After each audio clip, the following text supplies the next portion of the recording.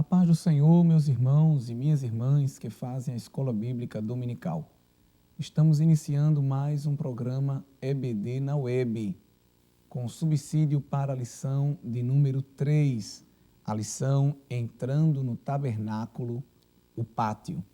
Nós já viemos de umas lições introdutórias, onde estudamos a funcionalidade do tabernáculo no deserto, como ele foi projetado por Deus e quem foram as pessoas que o Senhor usou para a execução deste plano.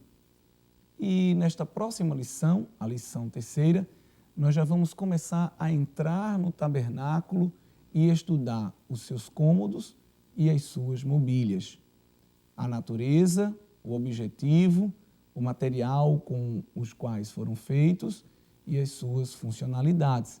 E convidamos todos vocês para estarem atentos às contribuições que traremos ao longo desta mini-aula. É importante, como sempre, observarmos os eixos norteadores das nossas lições. E nesta terceira lição temos como texto áureo o versículo que está no livro de João, capítulo 10 e versículo 9. Eu sou a porta. Se alguém entrar por mim, salvar-se-á e entrará, e sairá e achará pastagens. Esse que é um texto proferido da própria boca do Senhor Jesus. A verdade prática está assim: para entrar à presença de Deus, no lugar santíssimo, o pecador deve passar por uma única porta, Jesus. E a leitura bíblica em classe está extraída do livro de Êxodo também, capítulo 27, versículos 9 ao 19. Os irmãos depois podem ler com bastante cuidado tudo o que está descrito nesse texto, principalmente as medidas. Observem que os versículos do 9 ao 19 vão trazer com precisão as medidas das mobílias. Por acaso, até mesmo daquilo que estava ao redor também do tabernáculo, que é a própria cerca. Como objetivo geral, queremos conscientizar acerca da centralidade de Deus na Igreja de Cristo. Essa centralidade do tabernáculo no deserto, no acampamento de Israel, e esta centralidade da Igreja, ou a centralidade de Deus, melhor falando, no meio da Igreja. Como objetivos específicos, nós iremos apresentar o pátio entre as tribos de Israel, expor como se deu a construção da cerca e enfatizar a porta do pátio, pois nós sabemos que esta porta representa Jesus Cristo e o texto áureo deixa isso muito claro. Se o professor estiver atento a todos esses elementos, obviamente ao fim da aula, como nós sempre temos dito aqui, ele conseguirá contemplar e completar aquilo que foi indicado pelo comentarista. Veja que o ponto central da lição diz que Deus deve ser o centro de nossa vida.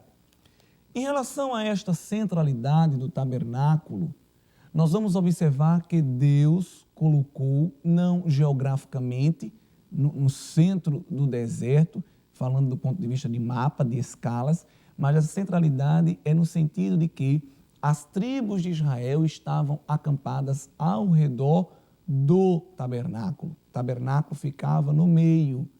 Cada tribo, ao sair de sua tenda, tinha como eixo central de visualização a construção do tabernáculo no meio do deserto.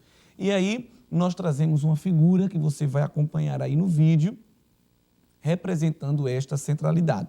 Aí na figura você está vendo o tabernáculo e tinha esta construção, a porta voltada para o oriente, onde o sol nasce, né? Onde se dá o nascer do sol. As tribos que estavam de frente para a porta eram as tribos de Judá, Zebulon e Issacar. No lado oposto, no ocidente, ao fundo do tabernáculo, nós tínhamos as tribos de Manassés, Benjamim e Efraim. Ao norte, nós temos as tribos de Dan, Naftali e Azer. e ao sul as tribos de Gade, Simeão e Rúben. Então são 12 tribos, 4 lados, pois a construção é retangular, então dá 3 tribos para cada lado, para cada face do tabernáculo. Deus deu também esta orientação a Moisés de como seriam divididas as tribos. Não temos apenas a divisão das tribos, mas também das famílias de Gerson, de Coate e de Merari, como você também pode observar no vídeo. Nós temos aí os gersonitas, que estavam na banda ocidental. Os gersonitas eram os vigias do tabernáculo, eles cuidavam de toda a parte externa. Ao norte, nós temos as famílias de Merari, os meraritas, que eram responsáveis pela conservação e transporte das tábuas, travessas, colunas, cordas, estacas e das bases. E, ao sul, nós temos as famílias de Coate, os coatitas, que eram responsáveis pelas mobílias e pelos utensílios sagrados. Esses, que eram levitas, eram sacerdotes, tinham essa obrigação de cuidar dos utensílios do tabernáculo e também vigiar a sua manutenção. Como o tabernáculo era uma tenda móvel, quando o povo de Israel necessitava se deslocar, os responsáveis por esse transporte, por essa logística, eram os filhos de Coate, os filhos de Merari e os filhos de Gerson, que estavam ali na vigilância, na coordenação. Era um ambiente sagrado, um ambiente que ninguém podia ter acesso, a não ser os que cumpriam o ofício sacerdotal, e por isso o Senhor deixou uma equipe também sacerdotal responsável por esse trabalho. Tudo isso muito organizado, demonstrando o cuidado de Deus na preservação e conservação do tabernáculo. Eu disse em uma das aulas que o tabernáculo não era feito à base do improviso, do ajeitadinho de última hora, mas havia, obviamente, uma coordenação divina e Deus delegou pessoas para este ofício. No subsídio didático pedagógico da lição, os irmãos são presenteados com uma planta retirada do manual do Pentateuco e todas as mobílias são acompanhadas das consequentes referências bíblicas. Muito bom, nós temos falado aqui da importância dos professores utilizarem esses recursos. Você pode imprimir um banner grande, inclusive algumas congregações têm feito até isso. Isso pode ser usado e consultado ao longo de todo o trimestre. Pode, de repente, também confeccionar uma maquete. Isso pode ser feito até pelos alunos, dividir em grupos e pedir que esses alunos confeccionem uma maquete, ainda há tempo, de forma que ela possa ser sempre usada como ilustração ao longo do trimestre. E aí, meus amados, nós já entramos na construção da cerca do pátio, que é um dos pontos centrais desta lição. Você está vendo aí a foto também no vídeo, uma foto que representa em 3D também a construção do tabernáculo e colocando aí em evidência a sua cerca. É uma ilustração, melhor falando, e nessa ilustração nós podemos visualizar bem os sacerdotes aí no pátio, no átrio externo, já iniciando o seu ofício sacerdotal, recebendo os sacrifícios que seriam entregues ao Senhor. Nós temos aí também em evidência a porta, vocês podem observar bem. Lá ao fundo está a tenda, o tabernáculo propriamente dito, e isso é bom para visualizar o que está sendo falado ao longo desta lição de número 3. E o que eu quero destacar nesta figura são os acampamentos exatamente ao redor do tabernáculo. Observem aí que estão divididos por tribos, como nós já falamos, e os irmãos puderam visualizar. E essa é uma das muitas figuras que nós temos ao nosso alcance e que podem ser utilizadas nas aulas. Nós estamos colocando aí também um link e, de repente, se você tiver interesse, pode reproduzir também esta figura. Uma pessoa que chegasse próximo ao tabernáculo não conseguia visualizar o que estava se passando lá dentro, pois o tabernáculo ele possuía uma cerca ao longo de toda a construção, ao longo de todo aquele grande retângulo. Eram colunas entremeadas por linho fino, não era qualquer tecido também. E o linho fino nós sabemos que era um tecido real, um tecido das realezas, um tecido caro. E o Senhor designou que fosse esse tecido utilizado para fazer a cerca. Quando nós falamos de cerca, trazendo para os nossos dias atuais, pensamos logo naquelas cercas de arame farpado, de algum tipo de metal, de fio de aço, que nós conseguimos visualizar o que está do outro lado. A cerca do tabernáculo era como um muro, não era de tijolos, era de tecido, com colunas, mas não permitia a pessoa que estava na visão externa visualizar o que se passava lá dentro com precisão. Não haviam brechas, não haviam fendas onde eu pudesse conseguir, entre aqueles espaços, visualizar o que estava lá dentro. Não, era muito preciso a ligação entre o tecido e as colunas, e o comentarista da lição vai discorrer muito bem sobre isso, de forma que não dava para brechar o que estava acontecendo lá dentro.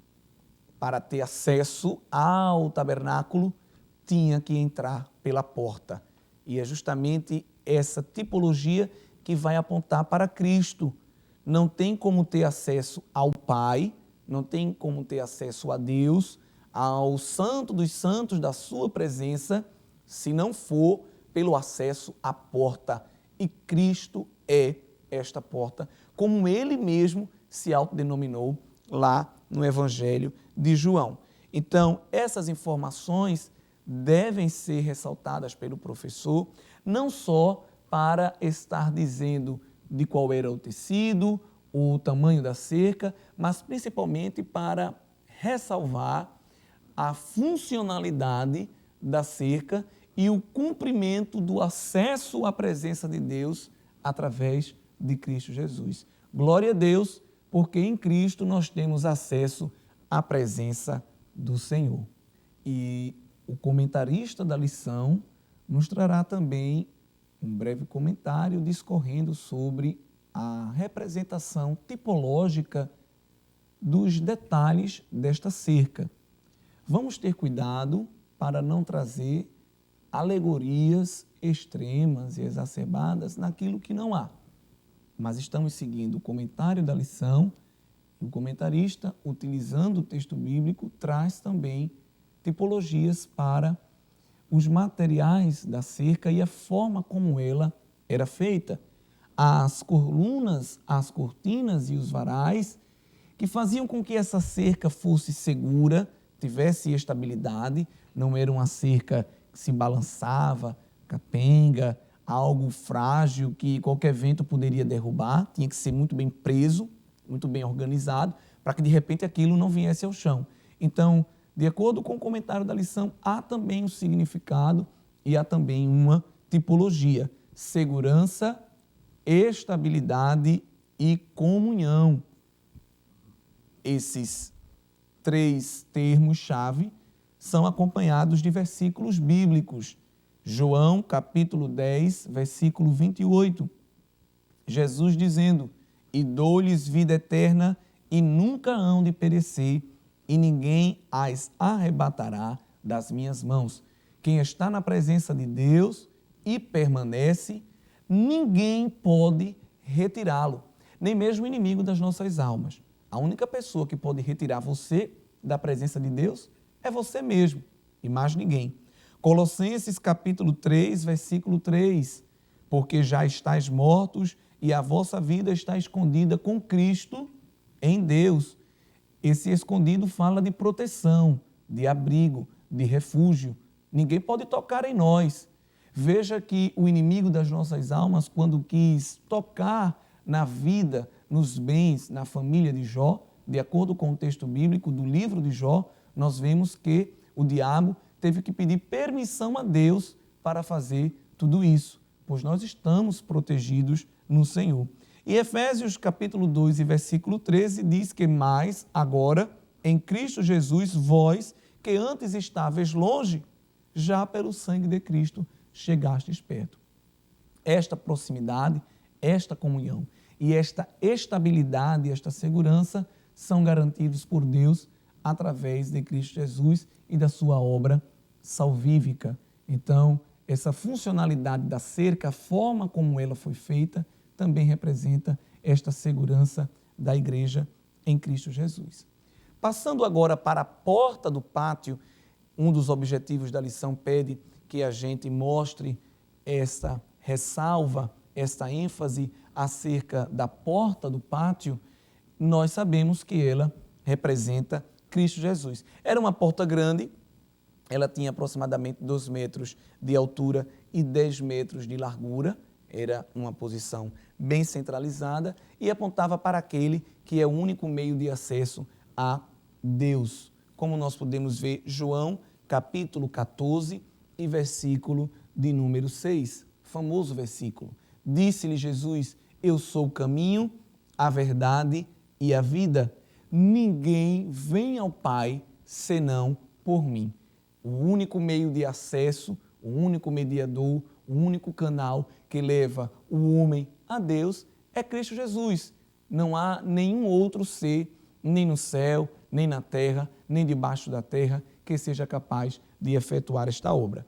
Atos capítulo 4, versículo 12, também corrobora essa nossa fé. E em nenhum outro há salvação, porque também debaixo do céu nenhum outro nome há, dado entre os homens, pelo qual devamos ser salvos. Este versículo é ainda mais enfático. Nenhum outro nome há, dado entre os homens, pelo qual devamos ser salvos. Então, qualquer outra religião, qualquer outro ensinamento que queira apresentar um outro ser que salve o homem ou, no mínimo, encaminhe o homem para Deus, não deve ser aceito, pois, biblicamente, nós temos apenas esta certeza em Cristo Jesus. Então, para entrar no tabernáculo, o sacerdote tinha que passar primeiro pela porta, a grande porta. O átrio do tabernáculo, o pátio externo, era onde os sacerdotes manuseavam os sacrifícios, preparavam as ofertas que o adorador trazia para ser entregue a Deus. Ofertas pelo pecado ou ofertas de gratidão. E ninguém podia fazer este ofício a não ser o sacerdote. E para entrar no tabernáculo não se passava por uma brecha da cerca, nem se pulava, não. A entrada é pela porta. E interessantemente, amados, que não haviam várias portas, portas laterais, portas dos fundos, só havia a porta central, a porta de entrada. Até os templos que nós construímos hoje, modernos, possuem portas laterais. Por questões de segurança, nós temos que ter sempre uma porta de saída. Veja que coisa interessante, não é? A própria legislação exige isso. No tabernáculo só havia uma porta, pois isso era uma tipologia. Veja a seriedade da tipologia bíblica. Nós temos apenas um acesso diante de Deus. O comentarista vai dizer também que haviam 4 colunas que sustentavam esta porta, e estas 4 colunas representam os evangelhos, Mateus, Marcos, Lucas e João, que são um conjunto de livros que nos revelam a glória de Deus através de Cristo Jesus na eficácia da execução do plano salvífico.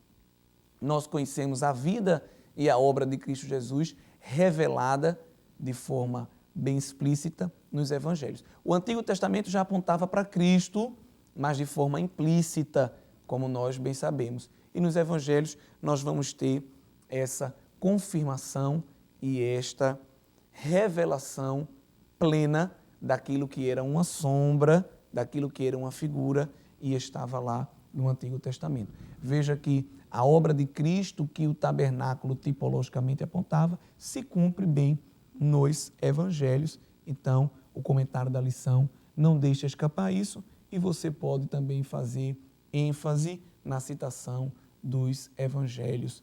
Estão aí bem ligadinhos com a porta, e através desse evangelho e da porta que é Cristo, nós, pela palavra de Deus, temos o conhecimento e experimentamos a salvação em Cristo Jesus. Então, você tem material aí para trabalhar já o primeiro e o segundo ponto da lição. Interessante também, ao falar acerca da divisão das tribos ao redor do tabernáculo e também das famílias de Gerson, de Coate e de Merari, nós temos um salmo, o salmo de número 84, que são dos filhos de Corá, falando da felicidade daquele que habita no santuário de Deus. E nós vamos ver os autores dizendo que a minha alma, no versículo 2, está anelante e desfalece pelos atos do Senhor. O meu coração e a minha carne clamam pelo Deus vivo. Até o pardal encontrou casa, e a andorinha ninho para si, para sua prole. Junto dos teus altares, Senhor dos exércitos, Rei meu e Deus meu. É interessante que eles vão dizer no versículo de número 10 que vale mais um dia nos átrios do que em outra parte 1000. Preferiria estar à porta da casa do meu Deus a habitar nas tendas da impiedade. Algumas pessoas não tinham o direito de entrar no tabernáculo e mais à frente no templo que foi erigido por Salomão. Mas o amor do adorador pela presença de Deus era tão grande, e este salmo vai revelar isso muito bem. Eu prefiro estar à porta, eu prefiro estar à beira dos muros, eu prefiro estar ao lado da cerca do que habitar nas tendas da impiedade. Mesmo aqueles que não tinham liberdade de forma litúrgica de entrar no tabernáculo, mas se sentiam alegres pela oportunidade de entregar a Deus a sua adoração, levar a sua oferta, entregar ao sacerdote e, através da execução do ritual, de acordo com aquilo que está no Pentateuco, nos livros que Deus usou Moisés para revelar, através daquela execução, ele sabia que a sua oferta seria aceita pelo Senhor. Então, nós não vamos ver aqui Deus excluindo, pelo contrário, está apontando para o Novo Testamento. O homem não podia entrar até o lugar santo. Mas nós sabemos que no Novo Testamento, na dispensação da graça, na nova aliança, Jesus Cristo vai romper essas barreiras e todos nós vamos ter acesso a Deus até o Santo dos Santos. Isso ao longo do trimestre, obviamente, nós estaremos citando cada vez mais. Amados, a porta, ela possuía cores. O tecido que fazia aquela porta não era uma porta de madeira, mas eram tecidos, permitia também uma barreira que separava o meio externo do meio interno. Era o material de construção daquela época. E essa cortina, ela era tecida de 4 cores, que também há uma tipologia. Nós não podemos também sair aqui fantasiando muito, mas diversos comentaristas, incluindo o autor da lição, apontam uma tipologia para essas cores. As cores eram o azul, púrpura, carmesim e o branco. O azul representa o céu, a natureza celestial de Cristo Jesus. Ele veio do céu e voltou para o céu após a sua ressurreição. A cor púrpura representa a realeza, Cristo como o Rei dos Reis, o Senhor dos Senhores. O carmesim aponta para a sua obra expiatória, para o seu sangue. Carmesim é um tipo de vermelho. Representa também a humilhação e o sofrimento de Cristo, que foi moído pelos nossos pecados, pisado pelas nossas transgressões. E o branco representa a justiça, a perfeição, a pureza e a santidade de Cristo Jesus. Essas cores têm essa tipologia que vão ser cumpridas em Cristo Jesus também no Evangelho, no Novo Testamento. Cristo veio do céu, como Rei dos Reis, habitou entre os homens, levando uma vida de pureza, de santidade, de perfeição, cumprindo o sacrifício expiatório, através do qual todo aquele que nele crê obtém a vida eterna, a salvação. Essas cores, então, estão intrinsecamente ligadas e é bom que o professor faça citação de todas elas e nós vamos ter isso aí bem explicitado na nossa lição. Há textos bíblicos que vão corroborar com tudo isso. Mas aquele que está lá em Filipenses, no capítulo de número 2, nós vamos ter o ministério salvífico de Cristo Jesus sendo muito bem descrito.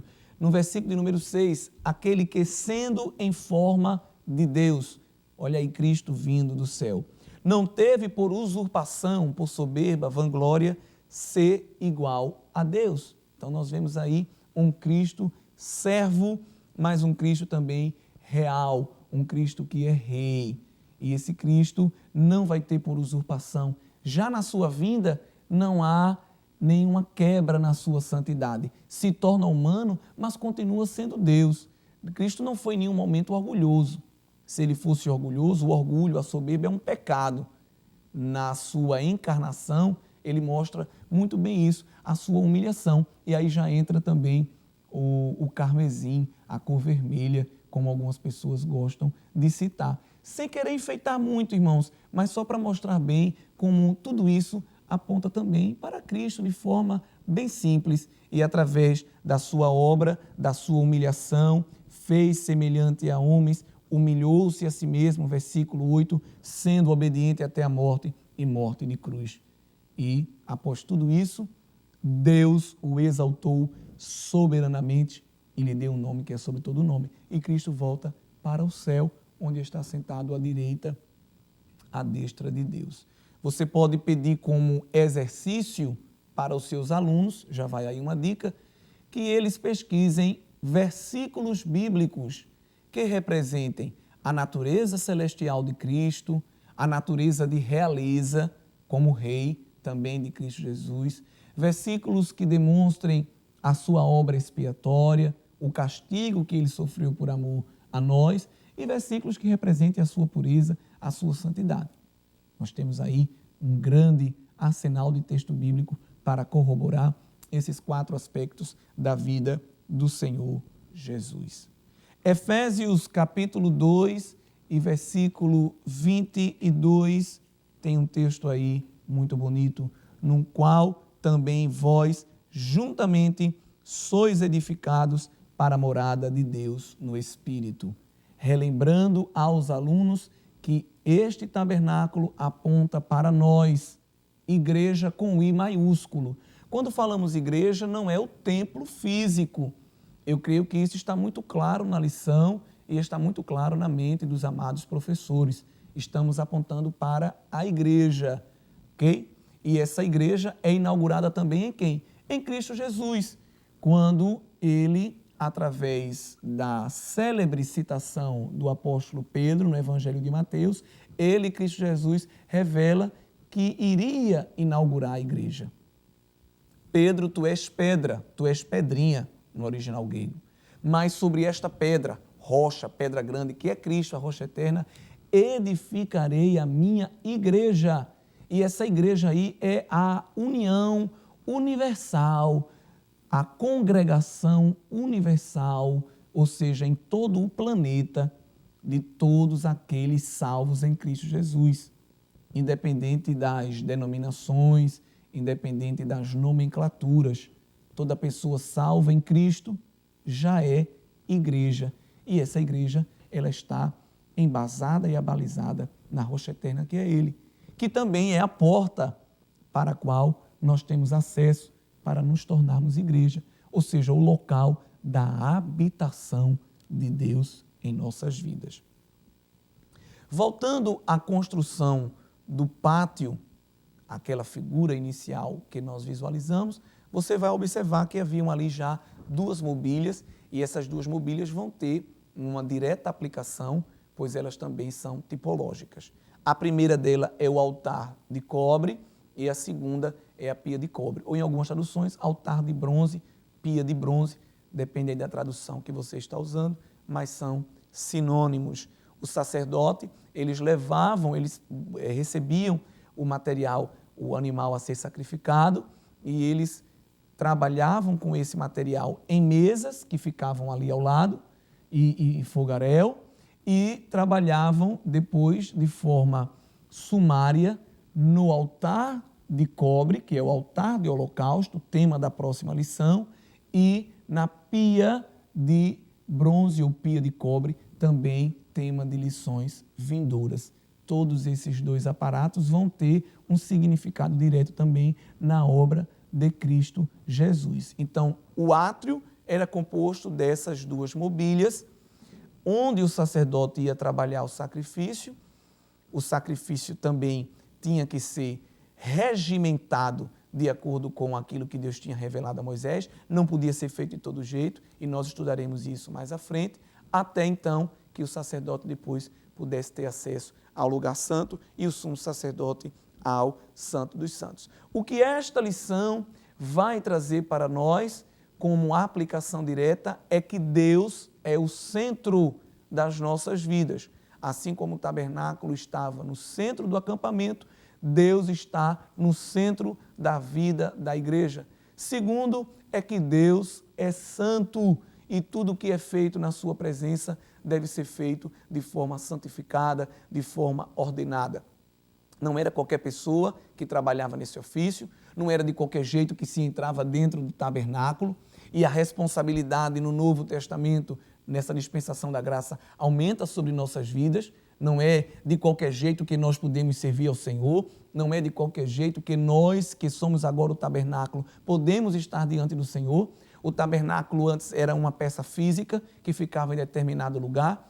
Apenas quem ia até ele, apenas quem oficiava dentro dele tinha que ter uma preocupação maior em relação à santidade. Às vezes alguém pensa assim, mas no Novo Testamento Deus nos chama a uma responsabilidade maior, pois sendo o tabernáculo, nós somos o receptáculo da presença de Deus em nossa vida 24 horas por dia, 7 dias por semana, todo dia, toda hora.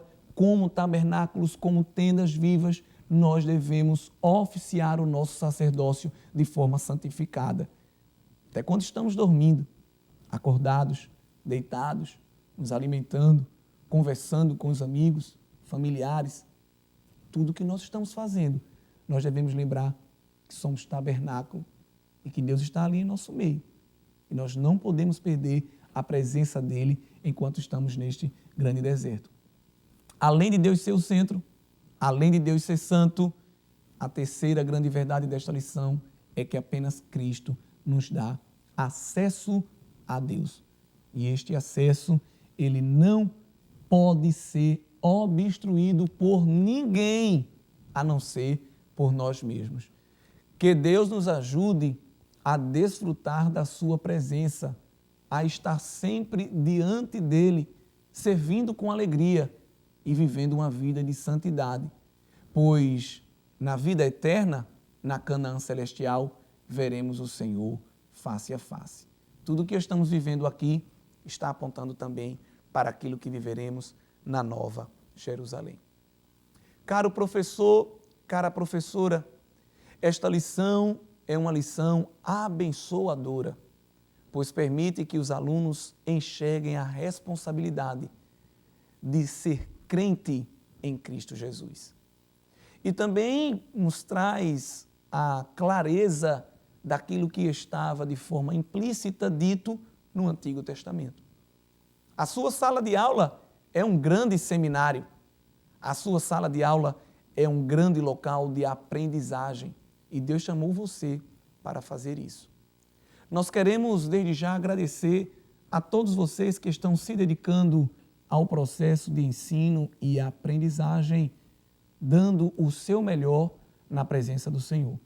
Agradecemos as visualizações dos vídeos, agradecemos aos irmãos que estão comentando, os irmãos que estão motivados, incentivando outras pessoas a assistirem. Isso não é para promover a nossa imagem, mas é para alcançar ainda mais pessoas através do ensino da genuína palavra de Deus.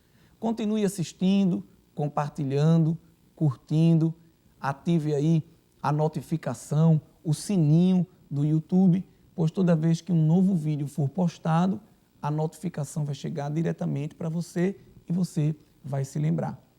E o vídeo também é importante porque você pode pausar, você pode retroceder, uma informação que você ouviu não ficou muito clara e quer ver novamente. Esses são alguns dos benefícios, são algumas das vantagens de poder estudar através desses vídeos que ficam gravados. E a reprodução desses vídeos, ela não deve ser utilizada para fins comerciais ou indevidos, apenas para a propagação da palavra de Deus. Queremos agradecer ao nosso pastor presidente, pastor Roberto José dos Santos, agradecer ao Departamento de Comunicação e Mídia da IADALP, todo o grupo da filmagem, edição, pastor Dário José, que coordena todo este grupo. Muitas pessoas estão envolvidas na confecção deste material. A Superintendência da Escola Bíblica Dominical, que tem se dedicado neste trabalho, aos dirigentes de escola dominical, aos professores, aos adjuntos da superintendência, coordenadores de área, dirigentes de congregação. Olha, irmãos, a lista é extensa. Há um exército que Deus levantou para fazer esse trabalho e é um trabalho que visa unicamente a glorificação do nome do Senhor. Então, nós queremos deixar aqui a nossa gratidão pelo incentivo, pelo apoio, pela motivação. Há pessoas que talvez se acham e acreditam já ter muito conhecimento e eu não preciso disso, eu já sei demais. Que bom que você já sabe muito. Dá instrução ao sábio e ele se tornará mais sábio ainda. O verdadeiro sábio não fica se rotulando sábio. É o primeiro a sentar, ouvir e aprender. E através da sua vida, muitas outras vidas são acrescentadas ao reino de Deus. Parabéns a todos vocês que fazem a Escola Bíblica Dominical. Desejamos a todos um excelente ensinamento em classe e que o nome do Senhor seja glorificado e que a palavra de Deus habite ricamente em todos nós. A paz do Senhor.